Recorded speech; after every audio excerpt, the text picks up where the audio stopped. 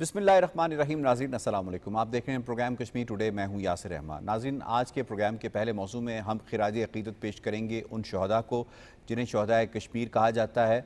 13 जुलाई 1931 का वो दिन जिसमें एक अज़ान को पूरा करने के लिए 22 मुअज़्ज़िनों को शहीद किया गया, उसके पीछे एक पूरी तारीख़ है। और अगर हकीकत में देखा जाए तो जो तहरीक आज़ादी कश्मीर है उसकी बुनियाद उसी दिन पड़ गई थी जिस दिन इस बात का फ़ैसला हो गया था कि डोगरा मुसलमानों को वहाँ पे रहने नहीं देना चाहता, डोगरा मुसलमानों को अपना ग़ुलाम बनाना चाहता है। और डोगरा का उसकी जो माइंडसेट थी, जो उसकी हिंदू माइंडसेट थी, वो यही था कि मुसलमानों को ना उनका हक मिलेगा, मुसलमानों को ना मज़हब की आज़ादी मिलेगी, मुसलमानों को ना फ्रीडम ऑफ स्पीच मिलेगी। यही कुछ बुनियाद बनी। और उसके बाद फिर हमने देखा कि 1932 में फिर मुस्लिम कॉन्फ्रेंस का अहिया होता है और उसके बाद फिर ये तहरीक ज़ोर पकड़ती है और इतना ज़ोर पकड़ती है कि आज देखिए 1989 के बाद से आज तक 1 लाख मुसलमान अपनी कश्मीरी जो है अपनी जानों का नजराना पेश कर चुके हैं। बुनियाद उसी दिन पड़ी थी जिसको हम 13 जुलाई 1931 कहते हैं। और इसके बैकग्राउंड में थोड़ा सा अगर जाया जाए तो हमको ये पता चलता है कि वहाँ पे बुनियादी तौर पे मजहबी जो अदम बर्दाश्त थी डोगरा की जानिब से, वो यही थी कि हज़रत मूसा और फ़िरौन का जब जिक्र हुआ तो उसके बाद से उनको ये लगा कि ये जिक्र शायद फ़िरौन का हमारे तनाजुर में किया जा रहा है। इसके बाद फिर जो मजहबी हमांगी ना होने के बराबर थी। और उसके साथ साथ फिर हमने ये भी देखा कि तौहीन मज़हब की गई डोगरा की जानिब से, उसकी फ़ौजियों की जानिब से और हिंदू इंतहा पसंदों की जानिब से। उसके बाद मुसलमानों ने यह फ़ैसला कर लिया कि ये हम इनके साथ नहीं रह सकते, हमें आज़ादी चाहिए और आज़ादी हम अपनी जानें देकर हासिल करेंगे। और यही वजह हुआ कि श्रीनगर के बाहर 22 मुसलमानों ने जामे शहादत नोश किया। आज हम उन्हें खिराज अक़ीदत पेश करेंगे और जो कंटेम्प्रेरी एरा में तहरीक चल रही है उसको भी रिलेट करने की कोशिश करेंगे उस तहरीक से जिसकी बुनियाद पड़ी 13 जुलाई 1931 को। बड़े ज़बरदस्त पैनल ने हमें ज्वाइन किया है, तारुफ़ करवा देते हैं। हमारा साथ दे रहे हैं स्टूडियोज़ में रिटायर्ड असद महमूद साहब, नामवर दिफाई तज्ज़ियाकार और बाकी उमूर पे बड़ी गहरी नज़र रखते हैं। राजा फैसल साहब ने हमें ज्वाइन किया, किसी तारुफ़ के मोहताज नहीं, अपना प्रोग्राम रन करते हैं, तज्ज़ियाकार हैं। हमें ज्वाइन कर रही हैं डॉक्टर फ़राह नाज़ साहिबा, आप इंटरनेशनल उमूर के ऊपर महारत रखती हैं, बड़ी वोकल आवाज़ हैं। और मंजूर शाह साहब हमें ज्वाइन कर रहे हैं, आप रिप्रेजेंटेशन कर रहे हैं हुर्रियत की, सीनियर हुर्रियत रहनुमा हैं। अब्दुल हमीद लोन हमें ज्वाइन कर रहे हैं, आप तज्ज़ियाकार हैं। आप तमाम मेहमानों को खुश आमदीद कहते हैं। इससे पहले सवालों का बाकायदा आगाज़ किया जाए, आपको रिपोर्ट दिखाते हैं। आवाज़े हक के लिए मुसलमानों ने हमेशा कुर्बानियां दी हैं, लेकिन अजान के 15 कलमात की तकमील के लिए 22 नौजवान मौज़्ज़िनों का जामे शहादत नोश करना ऐसा वाक़या है जिसकी नज़ीर नहीं मिलती। इन्हीं कश्मीरी शोहदा को खिराज अक़ीदत पेश करने के लिए कल पाकिस्तान और कश्मीर समेत दुनिया भर में यौम शोहदाए कश्मीर मनाया जा रहा है। कुल जमाती हुर्रियत कॉन्फ्रेंस की कॉल पर पूरे मकबूजा कश्मीर में मुकम्मल हड़ताल होगी और तमाम आज़ादी पसंद रहनुमाओं और तंजीमों की जानिब से शोहदा को खिराज अक़ीदत पेश किया जाएगा। 13 जुलाई 1931 को ये वाक़या उस वक्त पेश आया जब एक मुसलमान ने अजान दी तो डोगरा महाराजा हरी सिंह की फौज ने उस मुअज़्ज़िन को शहीद कर दिया। फिर दूसरा नौजवान आगे बढ़ा और अजान देना शुरू की। इसी तरह एक के बाद दूसरा आगे बढ़ा और तकमील अजान तक 22 नौजवान शहीद हो गए। ये वाक़या डोगरा राज के मुंह पर ऐसा बदनुमा दाग है जिसे कभी फरामोश नहीं किया जा सकता। दुनिया भर में आज भी उन शोहदा के लिए फातिहा ख्वानी की जाती है और शोहदा की इस अजीम कुर्बानी को याद किया जाता है ताकि आवाज़ हक बुलंद करने का ये मिसाली पैगाम अगली नस्लों तक भी पहुँच सके। रिपोर्ट आपने मुलाहिज़ा की, मैं शामिल कर लेता हूँ। सबसे पहले कर्नल रिटायर्ड असद महमूद साहब, आपको सर फरमाइएगा 13 जुलाई 1931 किस कदर कश्मीरी मुसलमानों की कुर्बानी इस्लाम के लिए, अपनी आवाज़ के लिए, अपने मज़हब की आज़ादी के लिए, और आज जो हम उन्हें खिराज अक़ीदत पेश कर रहे हैं, कितना जस्टिफाइड है? बिस्मिल्लाहिर्रहमानिर्रहीम। Yasir, thank you very much. Why because आपने मुझे ये मौका दिया कि मैं उन अजीम लोगों को एक तो खराजी तहसीन पेश कर सकूं कि जिन्होंने अपने मज़हब के लिए, अपनी धरती के लिए, अपने मुल्क के लिए अपनी जानों को कुर्बान किया। और जो सिस्टम पहले चल रहा था डोगरा महाराज का, اب اس نے شیپ تو نہیں لے لی ہے لیکن ان کے ایٹراسٹیز کے اندر کسی طرح کی کوئی کمی نہیں دیکھی آپ نے. But at the same time اگر ان کی ایٹراسٹیز کے اندر ظلم و ستم بربریت کے اندر نئے نئے طریقے لے کر آنا اس کے اندر اگر آپ نے کمی نہیں دیکھی تو ان کا جو جذبہ حریت تھا, ان کا جو جذبہ تھا اپنے لوگوں کے لیے, اپنی دھرتی, اپنے وطن, اپنے ملک کے لیے, اس کے اندر کسی طرح کی کمی نہیں آئی بلکہ اس کے اندر بڑھوتی ایک لحاظ سے آئی ہے. And that I think that is wonderful. حقیقت میں آپ کو بتاؤں, ہم 13 جولائی 1931 کے وہ جو عظیم لوگ ہیں, آپ دیکھیں نا اس وقت بھی ایک ہمارے کشمیری بھائی کے اوپر مقدمہ چل رہا تھا سینٹرل جیل سری نگر کے اندر, اور اس کے ڈیفائی کرنے کے لیے انہوں نے کہا جی کہ نہیں ہم یہ ساری چیزوں کو نہیں مانتے جو ڈوگرا مہاراج ایک لحاظ سے وہاں پہ کر رہا ہے. تو وہ پورا سری نگر اور باہر کے لوگ وہ وہاں پہ اکٹھے ہوئے, اور وہی ٹائم تھا جب ظہر کی اذان کا وقت ہوا, اور جب اذان شروع ہوئی تو یو کین میک آؤٹ کہ چاہے اٹ از ناٹ اونلی اسلام کی آپ بات کرتے ہیں, دنیا کا کوئی بھی مذہب ہو, جب وہ مذہبی ریچولز کی ایک یہ بات آتی ہے ایک لحاظ سے, تو چاہے کتنی بھی دشمنی ہو تھوڑا سا آپ سبسائڈ کر دیتے ہیں. بٹ انفارچونیٹلی کیونکہ ان کے اندر تو خناس سے ایک لحاظ سے بھرا ہوتا, بوس اور سارا کینہ کہہ لیں آپ اس کے اندر, اور کہ کسی طریقے سے انہوں نے وہاں پر مسلمانوں کو, ان کی آواز کو, ان کی جو لہر اٹھی تھی اس کو دبانا تھا. تو آپ یہ دیکھیں کہ ایک ایک کر کے اذان شروع ہوئی, جو مؤذن تھا اس کو شہید کیا, جیسے وہ شہید ہوا اگلا نوجوان وہاں پر موجود تھا. اس سارے پروسیس کے اندر آپ یہ دیکھیے سبحان اللہ کہ وہ اذان کمپلیٹ ہوئی اور 22 لوگ جو ہیں وہ جام شہادت نوش کیا اسلام کے لیے, اذان کے لیے, اپنے مذہب کے لیے, اپنی شناخت اور کے پھر لیے. اپنے لوگوں کے لیے اور اپنی شناخت کے لیے. ایبسولوٹلی اس کے اندر تو کسی طرح کی کوئی دو رائے تو ایک لحاظ سے ہے ہی نہیں. اور یہ وہ مثالیں ہیں جو بہت کم ملتی ہیں, دنیا کے سارے مذاہب کو اس طریقے سے دیکھ لیں, بٹ یو ول فیل کہ نہیں ہمارا مذہب, ہمارے لوگ اور ہمارے مذہب کے جو پیروکار ہیں وہ اتنے اسٹرانگ ہیں, ان کا بیلیف کی آپ بات کرتے ہیں وہ اتنا اسٹرانگ ہے, ان کا عقیدہ کہ وہ اس کے اوپر کسی طرح کا کوئی کمپرومائز کرنے کو ایک لحاظ سے تیار نہیں ہے.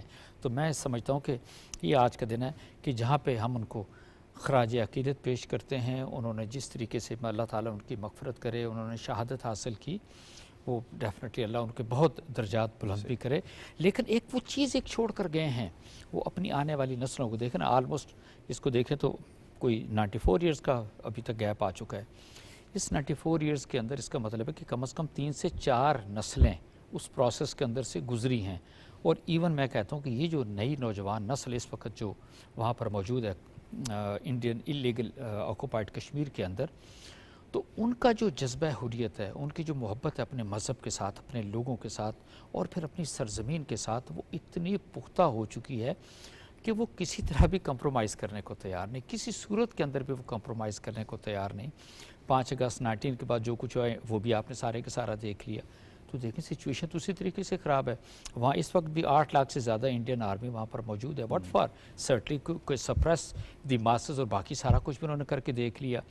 کہ کسی کی ایک دفعہ کسی نے کشمیر کا اگر کسی ہندو نے وزٹ کیا تو انہوں نے کہا جی نہیں آپ تو آ جائیں ادھر اور آپ ڈومیسائل لے لیں, اور یہاں کے ہم شہریت بھی آپ کو آفر کرتے ہیں. پنڈتوں کو مزید لا کے بسایا, وہاں جو فوجی سرو کر کے گئے تھے. پنڈت کو تو کشمیری کہتے ہیں, ہمارے اپنے ہیں, ہمیں کوئی اعتراض نہیں ہے, لیکن پنڈتوں کی گارب کے اندر جن کو لایا جا رہا ہے, جی ایگزیکٹلی آپ کا بالکل امپورٹنٹ پوائنٹ ہے. میں منظور شاہ صاحب آپ کو اس میں شامل کروں گا. حریت اس حوالے سے ان کا موقف کیا ہے, یوم شہداء کشمیر کے حوالے سے کس طرح سے خراج عقیدت پیش کرتی ہے, اور دوسرا اس کا تھوڑا سا ہسٹوریکل بیک گراؤنڈ بھی بتائیے گا, اور تیسری جو چیز ہے وہ یہ بتائیے گا کہ جو ہم اکثر بات کرتے ہیں کہ تحریک آزادی کشمیر جو ہے اس کا احیاء جو ہے وہ 1931 بنیادی طور پہ وہی تھا, بنیاد بنی ہے, کیا یہ بات صحیح ہے؟ تھوڑا سا اس کو بھی ایکسپلین کیجیے گا.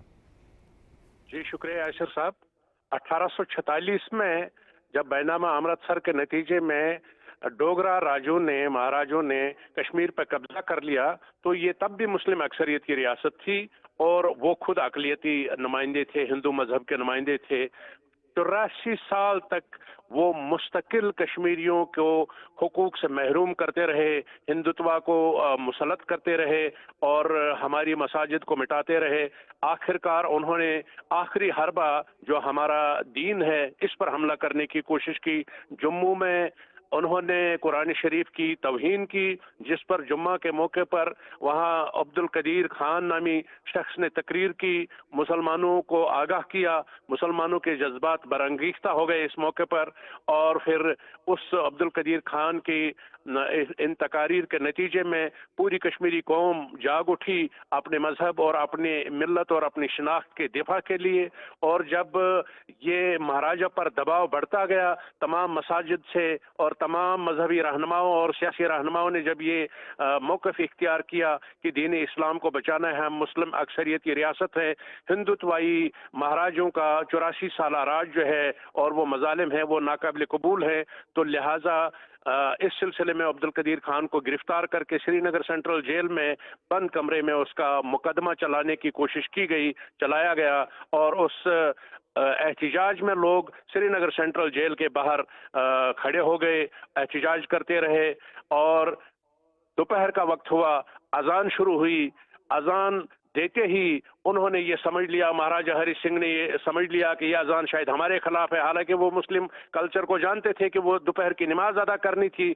पहला मुअज्जिन उठा, अजान पड़ी, अल्लाह अकबर, तो गोली मार दी गई, शहीद कर दिया गया। फिर यके बाद दीगरे इस तरह ये अजान 22 लोगों ने मुकम्मल की और ये एक तारीखी टर्निंग पॉइंट बन गया कि एक तो इसके नतीजे में कश्मीरियों की हुर्रियत फ़िक्र जाग गई, एक तो कश्मीरियों की हुर्रियत दीन जाग गई। यानी इस वाक़े ने कश्मीरियों में आज़ादी की रूह फूंक दी, हुर्रियत की रूह फूंक दी। एक तो इसका ये समर था। दूसरा ये कि इसी 13 जुलाई 1931 की इस बहीमाना कत्लेआम के नतीजे में सिविल राइट्स मूवमेंट शुरू हो गई और जो मुसलसल चलती रही और 1947 तक, जबकि महाराजा को वहां से निकलना पड़ा। मगर वो एक हिंदुत्वाई दौर था। उसके बाद दूसरा हिंदुत्वाई दौर हिंदुस्तान ने शुरू किया।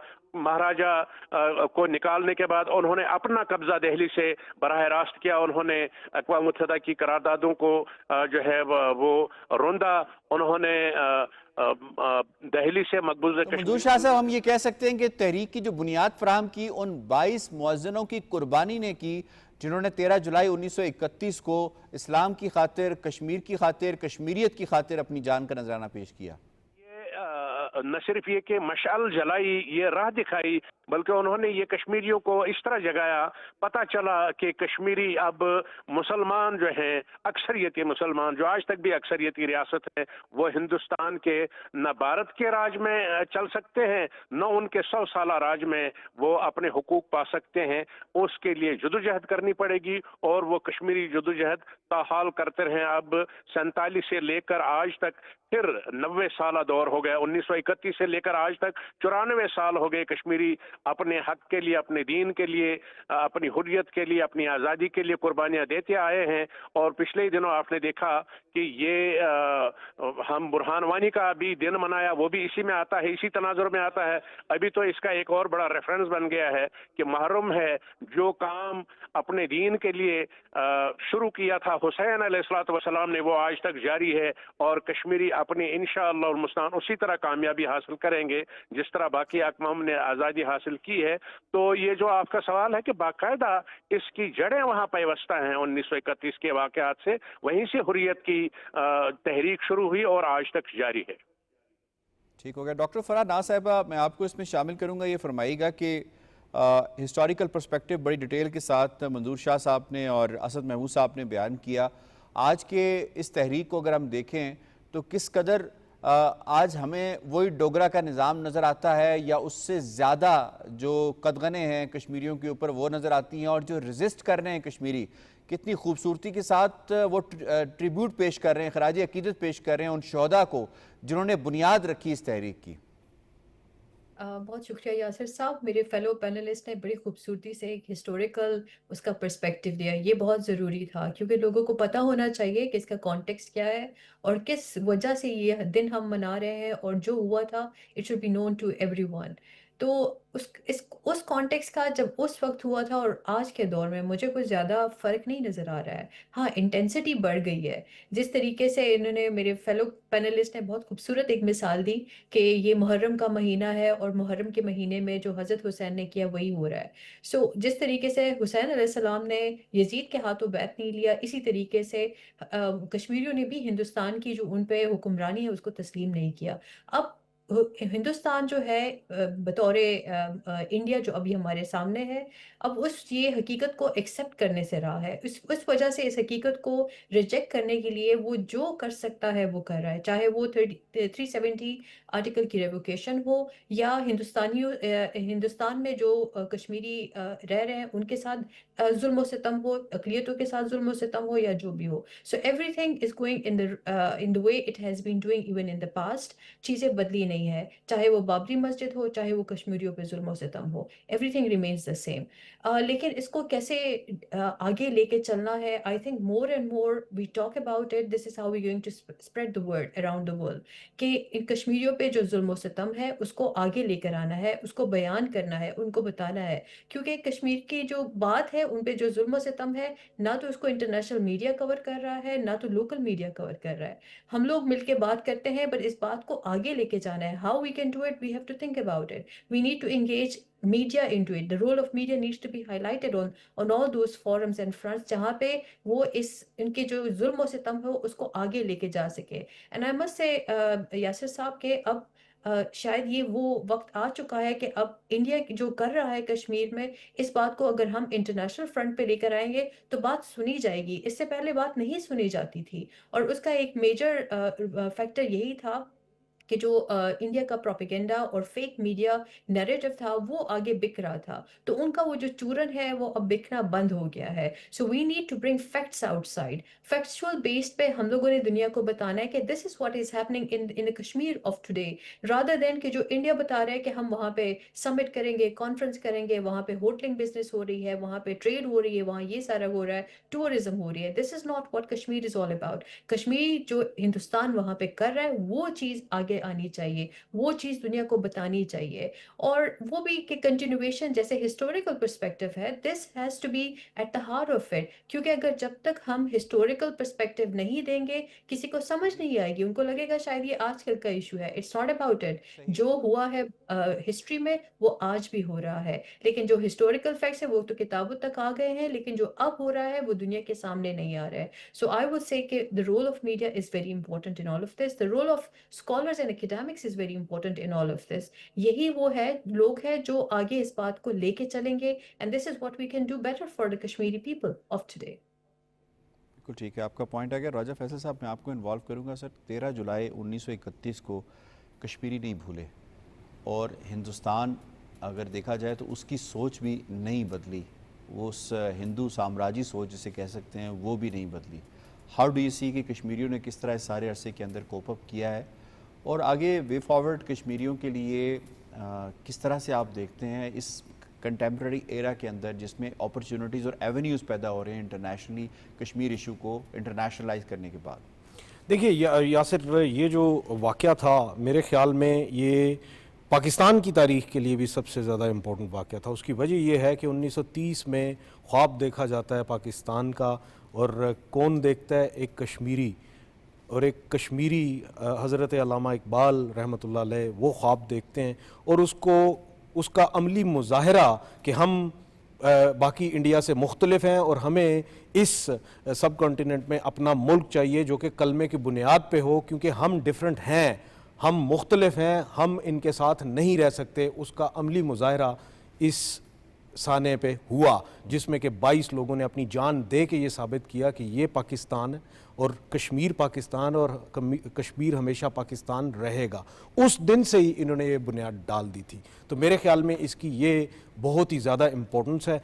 यहाँ एक चीज़, बाकी सब ने सारी बात की, उस तनाजुर में मैं भी यही कहूँगा कि आज भी जो डोगरा की जगह वो भारतीय सेना ने ले ली है, और one of the most militarized zone है ये, और उस वक्त जो डोगरा कर रहे थे बाद में ये सेना कर रही है, और आज भी कश्मीरी बाहर निकल के एक ही बात कहता है, और वो ये कहता है कि वो हिंदुस्तान के साथ नहीं रह सकता, क्योंकि उसका मरना जीना, उसका खून, उसका पानी, उसका सब कुछ पाकिस्तान के साथ है, और किसी के साथ वो नहीं रह सकता।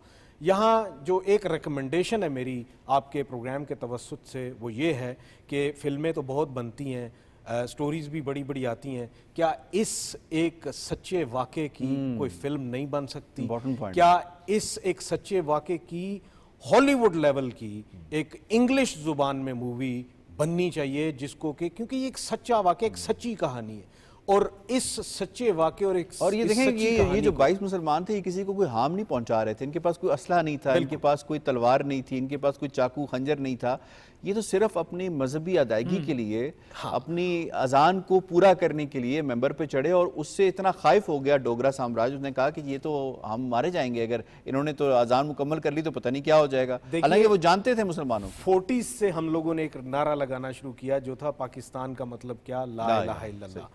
इन्होंने तो 1931 में ही सबको बता दिया कि पाकिस्तान क्या है। इन्होंने तो 31 में ही एक रेड लाइन गुजार दी, अपने खून से एक रेड लाइन बनाई, जिस पे उन्होंने ये कहा कि उधर तुम और इधर हम हैं, हम कभी भी उधर नहीं रह सकते तुम्हारे साथ। उसकी वजह यह है कि उन्होंने उसी वक्त भांप लिया था कि उनका मरना जीना पाकिस्तान के साथ है। क्यों?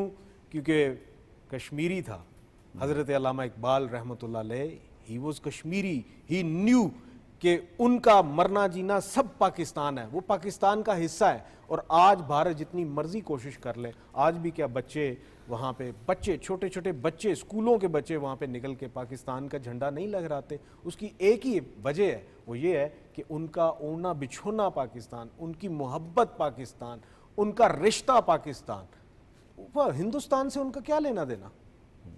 बिल्कुल सही है। अब्दुल हमीद लोन, आपको मैं इस तरफ लेकर आता हूँ। फरमाइएगा कि हम जरा बात कर रहे हैं यौम शहदाए कश्मीर के हवाले से, इंटरनेशनली जिस तरह से राजा फैसल साहब ने बड़ी इंपॉर्टेंट बात की कि मुख्तलिफ डायमेंशन से इसको दुनिया को बताने की ज़रूरत है, चाहे वो अंग्रेज़ी ज़बान का इस्तेमाल हो, चाहे वो फिल्म का इस्तेमाल हो, किस तरीके से उनको बताने की इंटरनेशनली इस वाक़े को समझना जानना कितना ज़रूरी है। और ख़ास तौर पर आज के असर हाज़र में जो मजहबी आज़ादी मफकूद होकर रह गई है मकबूजा कश्मीर के अंदर, उसको समझने के लिए कि ये आज से नहीं है बल्कि ये 1931 और उससे पहले से मुसलमानों, कश्मीरी मुसलमानों के ऊपर ये अफरीद जो है इस फाशिस्ट रजीम की, चाहे वो डोगरा हो, चाहे वो मोदी हो, चाहे वो आरएसएस हो, चाहे वो कांग्रेस हो, उसकी जानिब से ढाई जा रही है।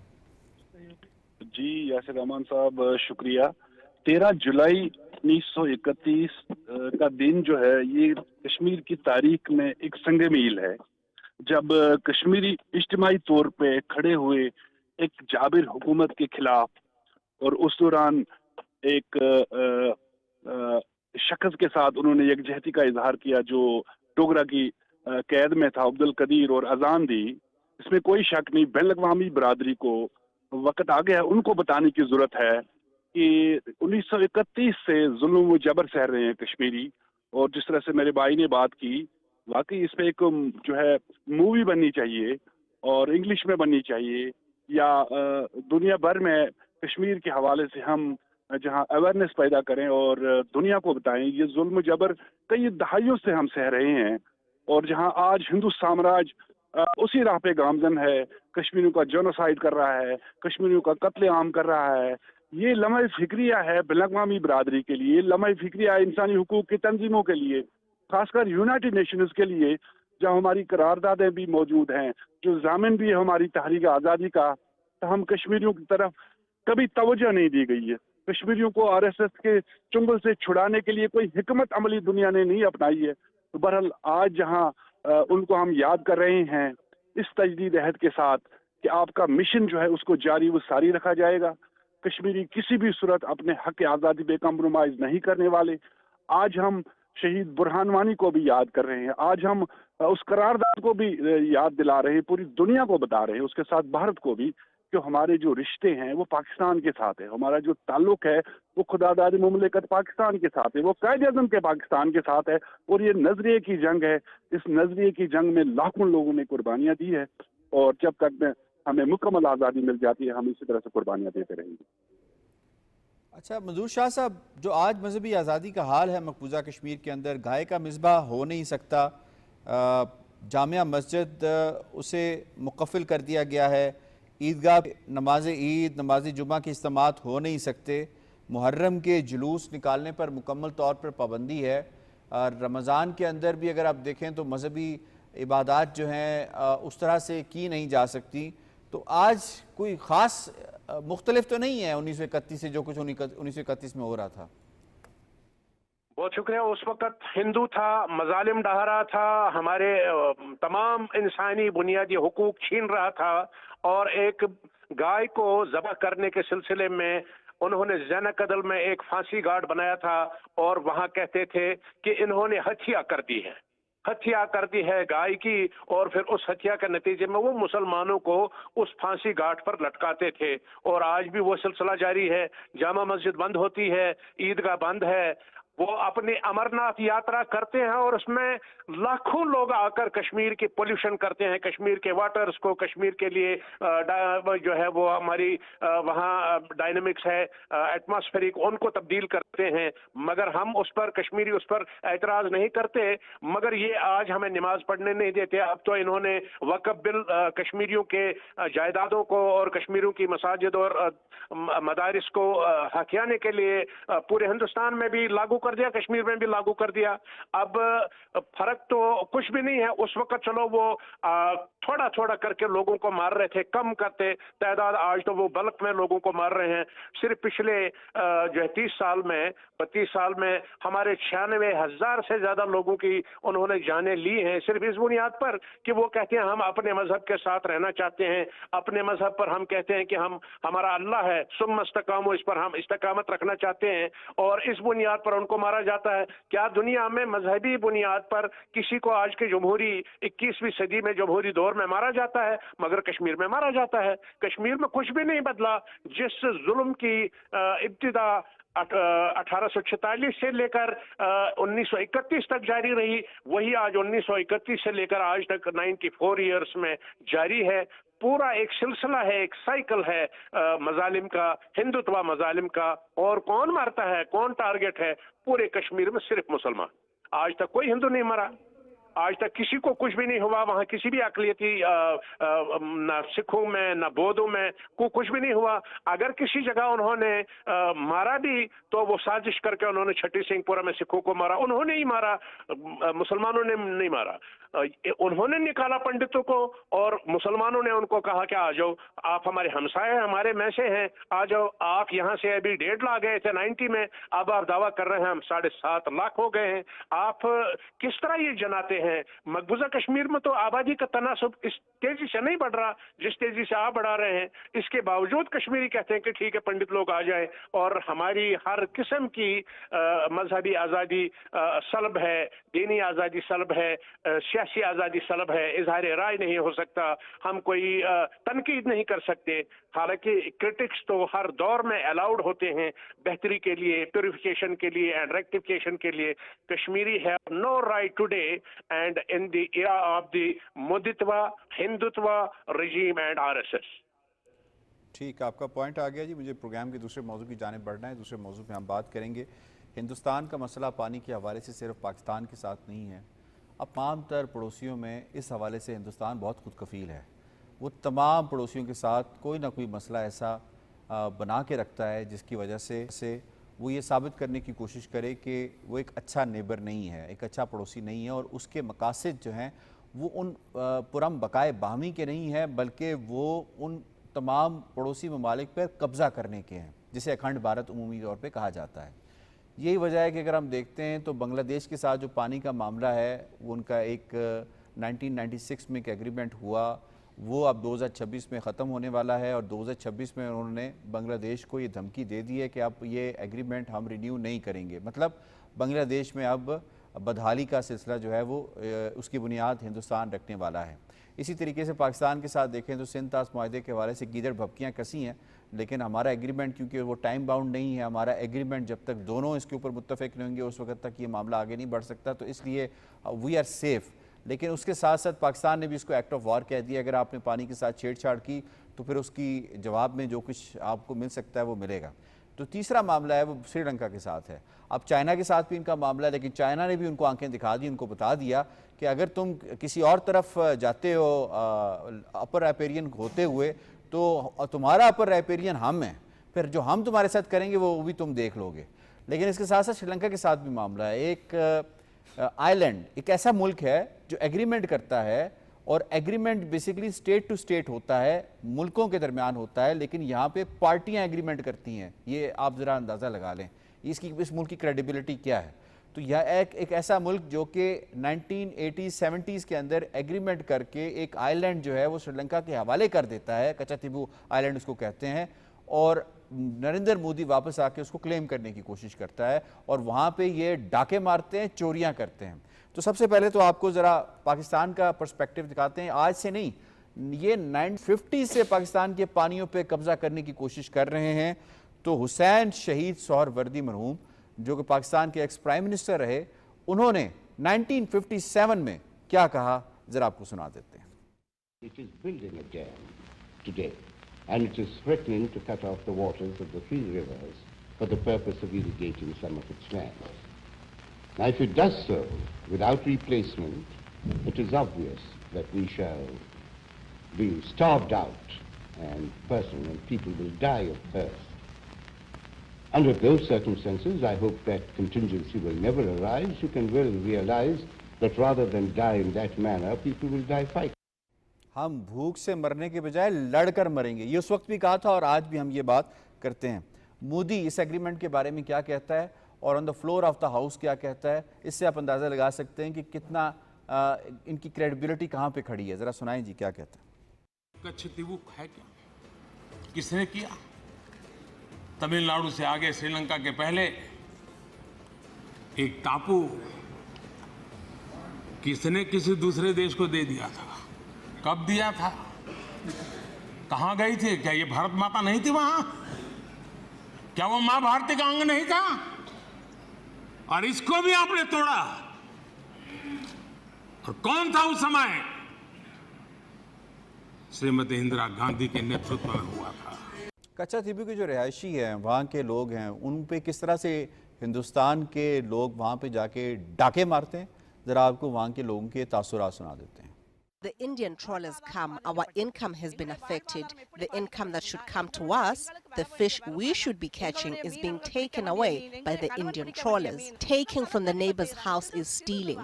This is what they're doing, stealing. They come from a neighboring country to ours, to our village. Their boats don't allow ours to fish, but they steal our resources. There's only 3 days to fish in a week. We cannot do that properly. Our nets get cut. We got further and further into debt, and we are facing increasing difficulties. Asad Mahmood صاحب، کوئی credibility ہے India کی؟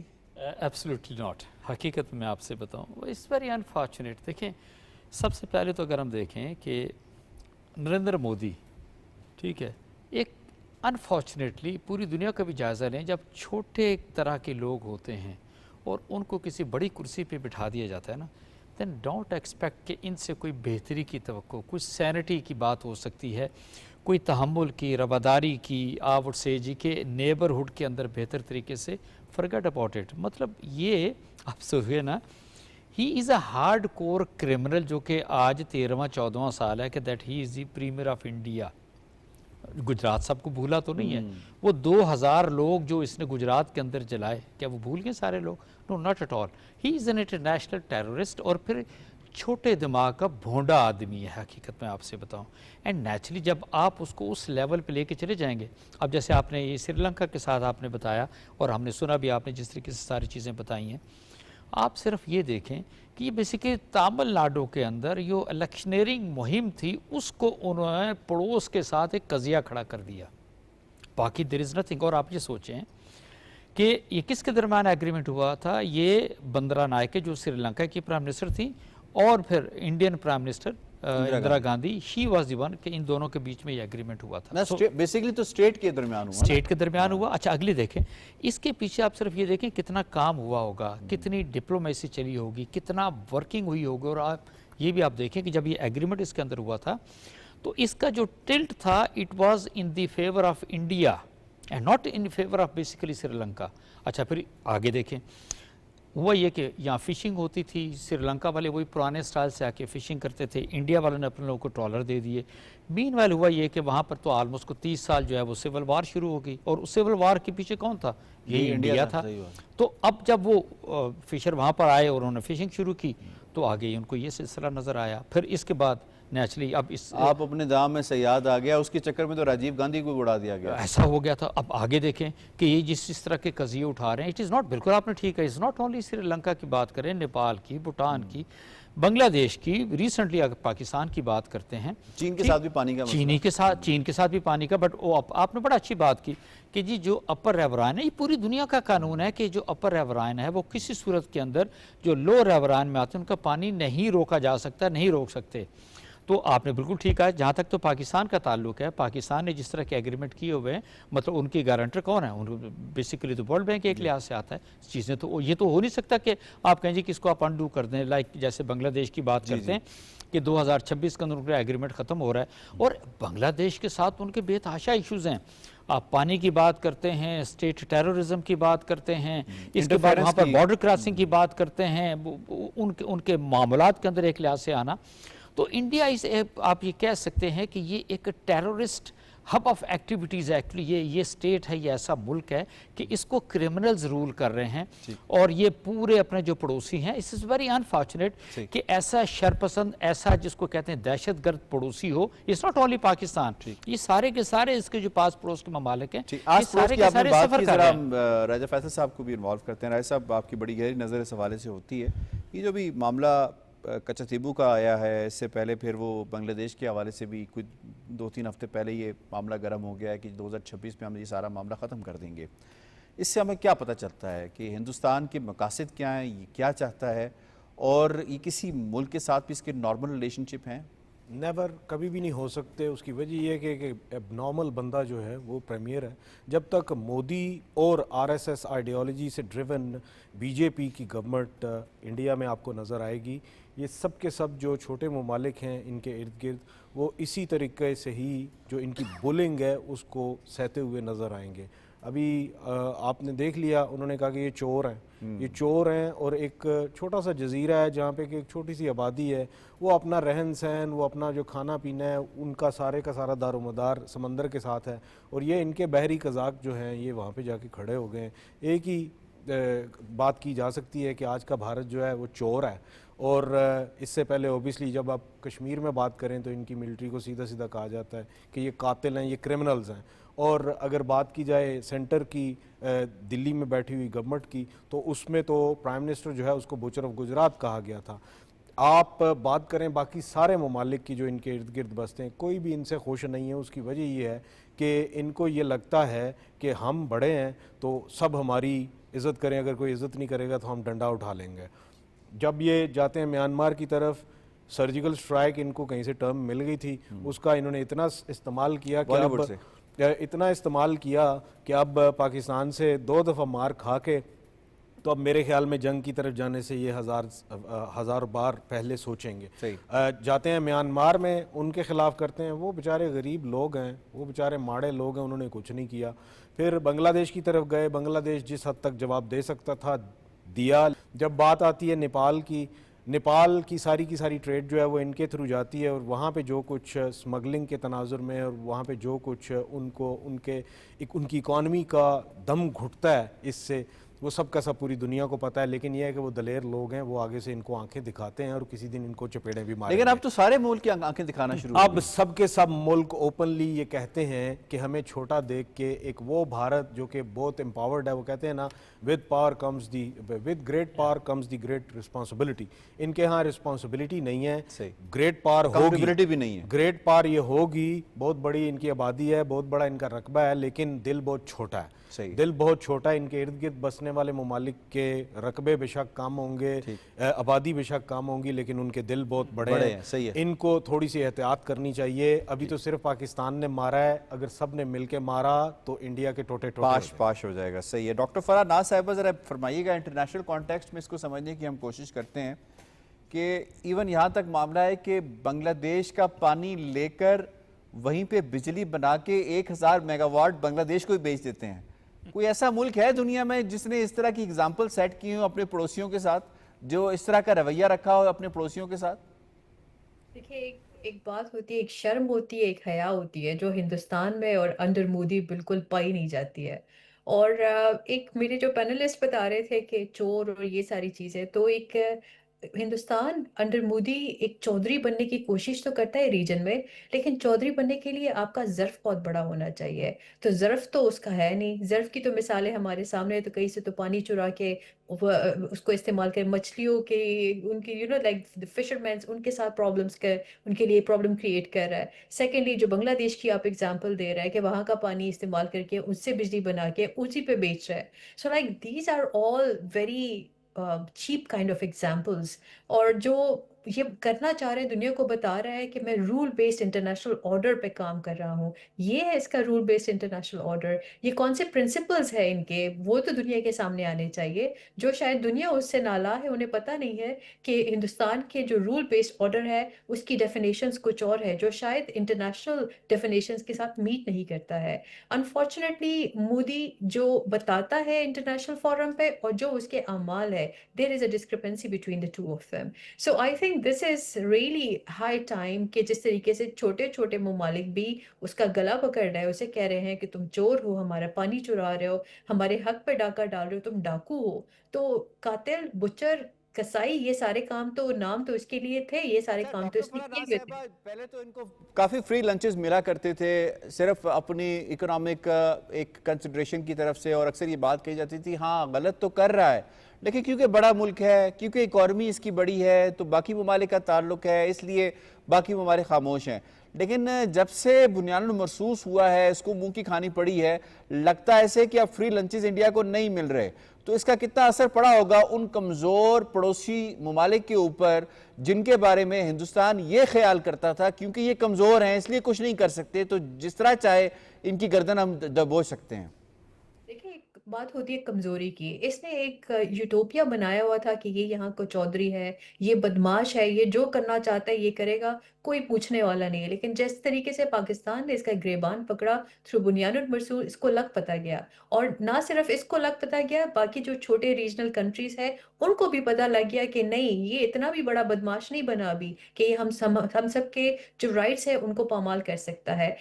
Secondly on top of that, जो जिस तरीके से diplomatic इसको backlash मिली है, जिस तरीके से इसके स्ट्रॉन्गर एलाइज ने इसको बैकलैश दी है, उससे ये काफी वीक हो चुका है to the core. So this is the time that we all have to highlight what India is all about under Modi. और मोदी ने जिस तरीके से हिंदुस्तान की तबाही मचा दी है पूरी दुनिया भर में, I think India has to take a very long time to come out of it. मेरे ख्याल से, मुझे नहीं लगता है कि इसकी कोई वोटर बैंक अभी बच गई होगी। इसको बहुत मेहनत करनी पड़ेगी अगले इलेक्शन में, क्योंकि things are not in his hands at the moment. मैं मंजूर शाह साहब आपको इसमें इन्वॉल्व करूंगा। फरमाइएगा, कश्मीरियों पे इन्होंने जुल्म किया, कश्मीरियों ने इनको मुंह तोड़ जवाब दिया और दे भी रहे हैं अपनी जानों का नजराना पेश करके भी। हाउ डू यू सी जो इंडिया की रोज़ बरोज़ इंडिया को शिकस्त का सामना करना पड़ा है, शर्मिंदगी का सामना करना पड़ रहा है, किस कदर हौसला बुलंद कर रहा है कश्मीरियों का कि उन्होंने जो स्टांस लिया है बड़ा ज़बरदस्त है, और हिंदुस्तान ऐसा नहीं है कि इसे ख़त्म नहीं किया जा सकता, ऐसे पाश पाश नहीं किया जा सकता जिसका आगाज़ कश्मीरियों ने किया। जी बहुत शुक्रिया। कश्मीरियों ने इसका आगाज कर दिया है। हिंदुस्तान को उसकी कुव्वत 10 लाख फौजों की मौजूदगी में उसको जवाब दे रहे हैं, और आज तक वो हमारी तहरीक आज़ादी को ख़त्म नहीं कर सके। इसकी वजह यह है, हमने उनके 10 लाख फौजियों को स्ट्रैंडेड कर दिया है इन द ऑक्युपाइड कश्मीर जो उनके कब्जे में है। वहाँ हमने इनको खुला और ढीला नहीं छोड़ा। कश्मीरियों ने अपनी जद्दोजहद जारी रखी हुई है, और इंशाअल्लाह उल मुस्तान हिंदुस्तान के 10 लाख फौजियों का कब्रिस्तान वहीं बनेगा। नंबर 1। नंबर 2 ये कि मेरे एक पैनलिस्ट ने ये बताया कि actually India is a terrorist state. आप अंदाजा लगाइए कि उन्होंने अपनी टेररिस्ट फॉरेन पॉलिसी का आगाज कब किया? जूनागढ़ में किया 1948 में, हैदराबाद में किया 1948 में, फिर 1947 में उन्होंने यही टेररिस्ट एक्सपेंशनिस्ट फॉरेन पॉलिसी का आगाज किया कश्मीर को हथियाने के लिए। फिर इन्होंने 71 में पाकिस्तान के खिलाफ टेररिस्ट पॉलिसी के तहत ही इंट्रूजन किया हमारे ईस्ट पाकिस्तान में, और वहाँ जो कुछ भी हुआ historically you can see that. उसके बाद उन्होंने यहीं रोक नहीं लगाई, उन्होंने 1975-8 के आसपास हमारी कराची में भी डिस्टर्बेंस फैलाई, इंट्रूजन किया, अपनी टेररिस्ट फॉरेन पॉलिसी जो है वो वहाँ एक्सपैंड कर दी। यही नहीं, उन्होंने श्रीलंका में LTTE बनाई, प्रभाकरन को लीडर बनाया, और जब उसने बाद में पलटवार किया, जब वो इनके कंट्रोल से निकल गया, तो फिर उन्होंने श्रीलंका को कहा कि भाई हम Sri Lanka and peace keeping forces भेज देते हैं वहाँ प्रभाकरन के साथ लड़ाई करने के लिए, जिसके नतीजे में इनका अपना प्राइम मिनिस्टर राजीव गांधी का हाथ धोना पड़ा। तो अब जो श्रीलंका के जजीरे पे कब्जा करने की श्रीलंका में एक फौजी अफसर ने उसकी ट्रेनिंग के दौरान जब उसे चीफ गेस्ट के तौर पे बुलाया गया था तो उसने उसे बंदूक का बट मारा था। ये भी विजुअल दुनिया ने देखा। ठीक है, आप और ये पॉइंट आ गया, बड़े ज़बरदस्त तरीके से आपने इसको बयान किया कि किस तरह से इन्होंने दहशतगर्दी ना सिर्फ अपने उस इलाके में जिसे मकबूजा कश्मीर कहा जाता है उसमें फैलाने की कोशिश की या कर रहे हैं, बल्कि बाकी ममालिक के अंदर भी और ट्रांस नेशनल इन्होंने किया दहशतगर्दी का मामला वो भी है, और जिसकी वजह से पूरी दुनिया में ये एक्सपोज हो गया। I have to wind up. मुझे शुक्रिया अदा करना है अपने तमाम मुअज़्ज़िज़ मेहमानों का। आज के प्रोग्राम के हवाले से रिपोर्ट, तज्ज़िया, तबसरा और शॉर्ट्स आपने मुलाहिज़ा की। प्रोग्राम कश्मीर टुडे से इतना। यासिर रहमान को दीजिए इजाज़त। अल्लाह के बाद।